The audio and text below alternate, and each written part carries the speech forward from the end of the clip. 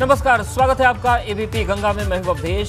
7 का समीकरण आप देख रहे हैं और बस कुछ महीनों का इंतजार है और तय हो जाएगा कि यूपी में किसकी सरकार बनेगी। देश के सबसे बड़े सूबे में सबसे बड़े चुनावी संग्राम का शंखनाद हो चुका है और तेजी से गर्माते सियासी माहौल के बीच एबीपी गंगा नए तेवर और कलेवर से चुनावी खबरों का पूरा लेखा जोखा आपके सामने लेकर आ रहा है। चुनाव से जुड़ी कोई भी खबर नहीं छूटेगी, सियासी हलचल पर हमारी कवरेज रुकेगी नहीं। तो चलिए शुरू करते हैं यूपी चुनाव का सबसे बड़ा रण, 7 का समीकरण।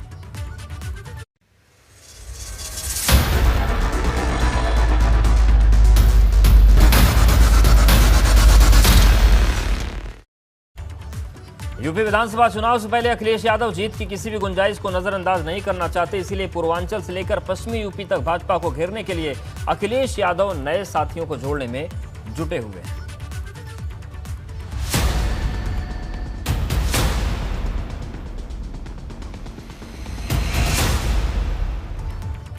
2017 में कांग्रेस और 2019 में बसपा से गठबंधन करके बड़ा नुकसान झेल चुके अखिलेश यादव ने रणनीति बदलते हुए 2022 के लिए छोटे दलों को साथ जोड़ना शुरू कर दिया है। पूर्वांचल में ओम प्रकाश राजभर और पश्चिमी यूपी में जयंत चौधरी के बाद अब सपा और आम आदमी पार्टी के बीच भी गठबंधन को लेकर बातचीत शुरू हो चुकी है।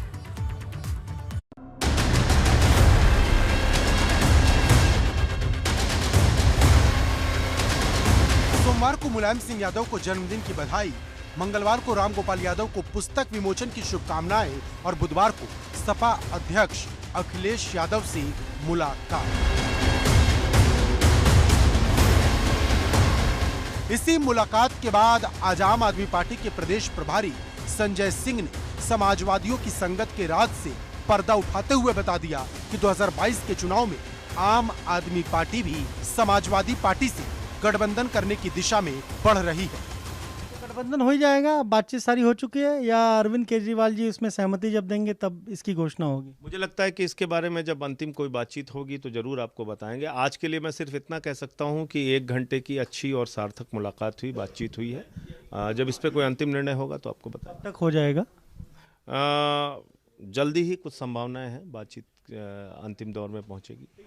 हालांकि यही आम आदमी पार्टी कुछ दिन पहले तक अकेले ही पूरे यूपी में ताल ठोकने का दम भर रही थी, लेकिन यूपी की हवा भांप चुके संजय सिंह को पता है कि यूपी में अपने बूते भाजपा से लड़ना फिलहाल आम आदमी पार्टी के लिए टेढ़ी खीर है। लेकिन बड़ा सवाल ये है कि आखिर अखिलेश यादव साइकिल के पीछे झाड़ू क्यों बांधना चाहते हैं? इसके पीछे की 3 बड़ी वजहें मानी जा रही हैं। पहला, दिल्ली से लगे गाजियाबाद नोएडा की सीटों पर आम आदमी पार्टी खुद को मजबूत मानती है।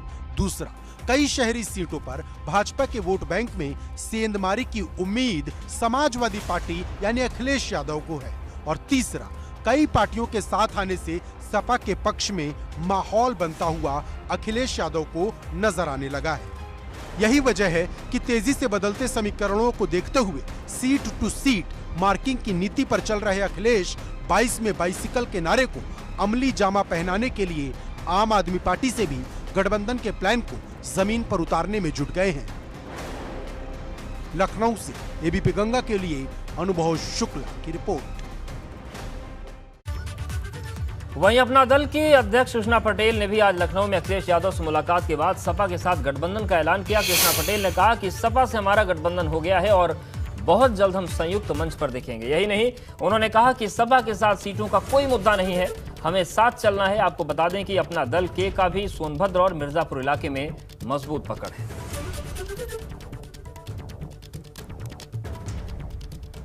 कृष्णा जी, आज लगातार समाजवादी पार्टी जो है अलग अलग दलों से गठबंधन कर रही है। आज आपने भी बताया, ऐलान भी कर दिया। क्या लगता है कि अब की बार सपा मजबूत दिख रही है? पहला सवाल यही कि क्या सपा बहुत मजबूत दिख रही है, इसलिए सब दल जा रहे हैं उनके साथ?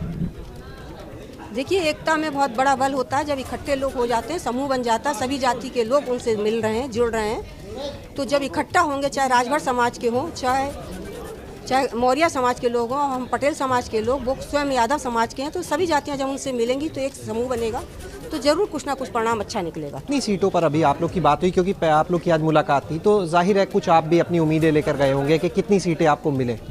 देखिए, उम्मीदें तो सब लोग बनाते हैं, लेकिन जब मन में ये होता है कि हमें समझौता करना है तो ऊंच नीच करके इंसान समझौता कर ही लेता है। अभी हमारी खुल के बात नहीं हुई है इस बात पे। लखनऊ में कल सपा अध्यक्ष अखिलेश यादव और आरएलडी प्रमुख जयंत चौधरी के बीच मुलाकात के बाद भले ही गठबंधन पर बात बन गई, लेकिन इसे लेकर औपचारिक ऐलान नहीं हो पा रहा है। सूत्रों के मुताबिक आरएलडी के लिए 35 से 37 सीटों पर सहमति बनी है, लेकिन बताया जा रहा है कि 3 सीटों को लेकर पेंच अभी भी फंसा हुआ है। तो सपा रालोद में गठबंधन की बात तो सामने आ रही है, लेकिन खबरें ये भी आ रही हैं कि सीटों का जो पेच है वो अभी तक सध नहीं पाया है। सीटों का पेच अभी भी फंसा हुआ है और 2-3 सीटें ऐसी हैं जिस पर बात नहीं बन पा रही है।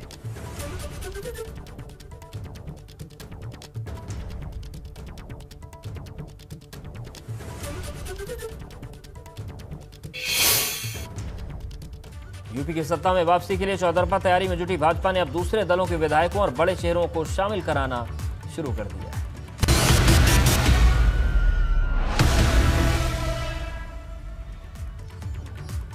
लड़की हूं, लड़ सकती हूं का नारा देकर यूपी विधानसभा चुनाव जीतने निकली कांग्रेस को उसी के गढ़ में सेंध लगाते हुए भाजपा ने कांग्रेस की महिला विधायक अदिति सिंह को पार्टी में शामिल करवा लिया। इसके अलावा आज बसपा से बाहर की जा चुकी विधायक वंदना सिंह ने भी भाजपा का दामन थाम लिया।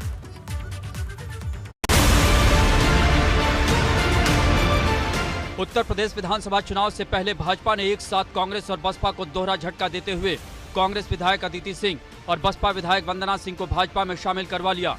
इस मौके पर अदिति सिंह ने साफ कर दिया कि पार्टी में लंबे वक्त से हो रही अनदेखी की वजह से उन्हें कांग्रेस छोड़ने पर मजबूर होना पड़ा। आज ये हमने निर्णय लिया है और I am very grateful to the honourable prime minister and the honourable chief minister कि मुझे उनके साथ काम करने का मौका मिल रहा है और सबसे ज़्यादा मैं उनकी कार्यशैली से बहुत बहुत प्रभावित हूँ। आदरणीय प्रधानमंत्री जी के, आदरणीय मुख्यमंत्री जी के जो जितनी वो मेहनत करते हैं और जितना ईमानदारी से काम करते हैं। अदिति सिंह के साथ एक और महिला विधायक वंदना सिंह ने भी आज भाजपा का दामन थाम लिया। वंदना सिंह आजमगढ़ की सगड़ी विधानसभा सीट से बसपा विधायक हैं, जिन्हें राज्यसभा चुनाव के दौरान पार्टी विरोधी गतिविधियों के आरोप में निष्कासित कर दिया गया था। लेकिन भाजपा में शामिल होने के बाद वंदना सिंह ने कहा कि मायावती ने बिना उनका पक्ष सुने कार्रवाई कर दी थी। ये वजह मुझे बीएसपी नहीं छोड़नी थी, लेकिन एक गलत न्यूज के चलते मुझे मेरा पक्ष नहीं सुना गया, मुझे मेरी गलती नहीं बताई गई और मुझे पार्टी से निलंबित कर दिया गया। तो उससे मैं दुखी थी पार्टी से। अदिति सिंह कांग्रेस का गढ़ माने जाने वाले रायबरेली से विधायक है, जबकि वंदना सिंह बसपा के जनाधार वाले आजमगढ़ से विधायक है। ऐसे में चुनाव के ऐलान से ठीक पहले भाजपा ने इन दो महिला विधायकों को अपने पाले में लाकर कांग्रेस और बसपा को बड़ा नुकसान पहुंचाया है, बल्कि आने वाले दिनों को लेकर अपनी रणनीति भी साफ कर दी है।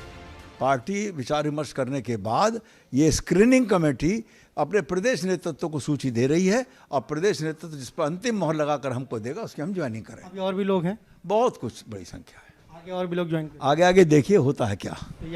हालांकि नेताओं के पार्टी छोड़ने की घटनाओं को लेकर बसपा और कांग्रेस दावा कर रही है कि किसी के आने जाने से कोई फर्क नहीं पड़ने वाला है, लेकिन चुनाव से पहले इसी तरह बसपा और कांग्रेस छोड़कर नेता दूसरी पार्टी में जाते रहेंगे तो कहीं ऐसा न हो कि चुनाव तक कार्यकर्ता तो डटे रहें, लेकिन मैदान में उतारने के लिए कोई चेहरा ही न रह जाए। लखनऊ से एबीपी गंगा के लिए अनुभव शुक्ला की रिपोर्ट।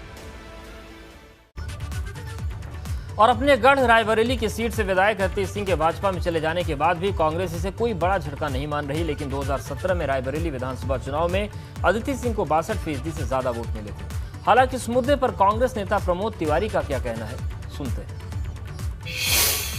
सर, अदिति सिंह वैसे तो पिछले काफ़ी समय से उनके जो ट्वीट थे, जो बयान थे, वो लगातार भाजपा के फेवर में दिखते थे और कांग्रेस के अगेंस्ट। आज वो पूरी तरह भाजपा में चली गई, कैसे देखते हैं आप? देखिए, प्रैक्टिकली वो भाजपा में तो ज्वाइन कर चुकी हैं बहुत पहले। कांग्रेस की तरफ से तो उनको 2 साल पहले ही अलविदा कह दिया गया था। जिस दिन हमने उनकी सदस्यता निर्णय करने के लिए दिया था, इसका मतलब था कि वो हमारी नहीं, बीजेपी में चली गई, ये भी हमने लिख के दिया था। अब बीजेपी के साथ ये है कि वो करना भी चाहते हैं और जरा डर छिप के करते हैं। वो नहीं चाहते कि वहाँ बाई इलेक्शन हो जाए, सदस्यता वो फिर दोबारा चुनाव हो जाता। तो इनकी सदस्यता अपने बहुमत के बल पर उन्होंने बनाए रखी। तो आप कहा प्रमोद जी ने कि टेक्निकली अगर देखें तो भले ही आज अदिति सिंह ने कांग्रेस को छोड़ा है, भाजपा को ज्वाइन किया, लेकिन वैसे अगर बात करें जो उनकी गतिविधियां चल रही थी उसके हिसाब से तो बहुत पहले ही वो कांग्रेस को छोड़ चुकी थी और कांग्रेस खुद भी उनकी सदस्यता खत्म करने के लिए अपना प्रत्यावेदन दे चुकी थी। बहरहाल उनका साफ कहना है कि जो लोग संघर्ष नहीं कर सकते वो कांग्रेस छोड़कर जा रहे हैं और उससे कांग्रेस को कोई फर्क नहीं पड़ेगा। कैमरा सहयोगी वीरेंद्र के साथ शैलेश अरोरा, एबीपी गंगा, लखनऊ। कुशीनगर में इंटरनेशनल एयरपोर्ट के बाहर उत्तर प्रदेश को अब 5वें अंतर्राष्ट्रीय हवाई अड्डा मिलने का रास्ता साफ हो गया है, क्योंकि विधानसभा चुनाव से पहले कल पीएम मोदी जेवर इंटरनेशनल एयरपोर्ट की नींव रखेंगे।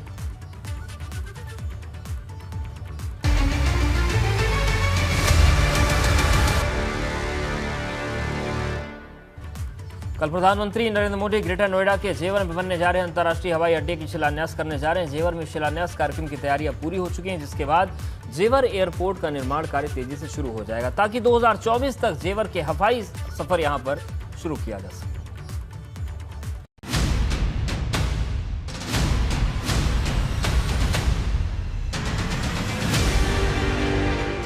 ग्रेटर नोएडा के जेवर में इंटरनेशनल एयरपोर्ट के निर्माण के सपने को कल प्रधानमंत्री नरेंद्र मोदी जमीन पर उतारने वाले हैं। सीएम योगी ने खुद जेवर में भूमि पूजन की तैयारियों की पड़ताल कर ली है और 25 नवंबर को पीएम मोदी खुद नोएडा इंटरनेशनल एयरपोर्ट की पहली ईंट रखकर देश के सबसे बड़े हवाई अड्डे के निर्माण की शुरुआत कर देंगे। ये दुनिया का चौथा सबसे बड़ा एयरपोर्ट होगा, जिससे 4 एक्सप्रेसवे सीधे जुड़े रहेंगे, जबकि पश्चिमी यूपी के 30 जिले जुड़ेंगे।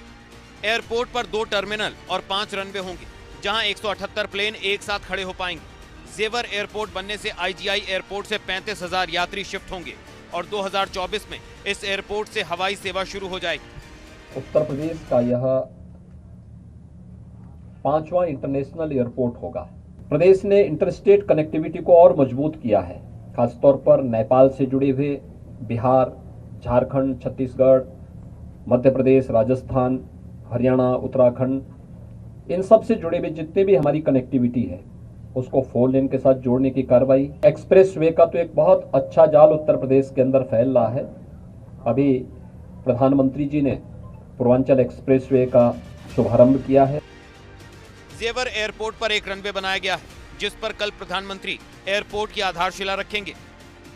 6,200 हेक्टेयर जमीन पर एयरपोर्ट का निर्माण होगा, जिस पर करीब 29,650 करोड़ रुपए का खर्च आएगा। पहले फेज का निर्माण 2024 तक पूरा होगा, दूसरे फेज का निर्माण 2032 तक, तीसरे फेज का निर्माण 2037 तक, जबकि चौथे फेज का निर्माण 2050 में पूरा होगा। इंतजार रह जाएगा तो सिर्फ देश के प्रधानमंत्री नरेंद्र मोदी के आगमन का, ताकि वो आकर के यहाँ पर नोएडा इंटरनेशनल एयरपोर्ट की नींव रखें, जिससे विकास की गंगा उत्तर प्रदेश में फिर से बह सके। और माना जा रहा है कि नोएडा इंटरनेशनल एयरपोर्ट पश्चिमी उत्तर प्रदेश ही नहीं बल्कि उत्तर प्रदेश के लिए एक मील का पत्थर साबित होगा। नोएडा से वीडियो जर्नलिस्ट सुनील कुमार के साथ बलराम पांडे, एबीपी। के नाम पर वोट बटोरने को लेकर शुरू हो चुकी सियासत।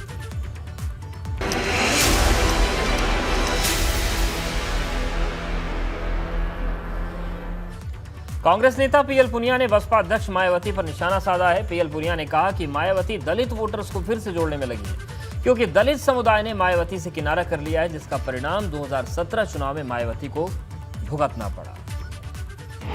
देखिए, मायावती जी को ये समझ है, अच्छी तरह से समझ है कि शेड्यूल कास्ट सीट्स पे या रिजर्व सीट्स पे हार और जीत अपर कास्ट या ओबीसी की जो या मुस्लिम्स, उनका जब वोट मिलता है तभी वो जीतते हैं। तो रिजर्व वोटर वो आपस में बट जाते हैं और जिसको सपोर्ट, आउटसाइड सपोर्ट मिल जाए, अन्य बिरादरियों को मिल जाए सपोर्ट, तो वो जीत जाता है।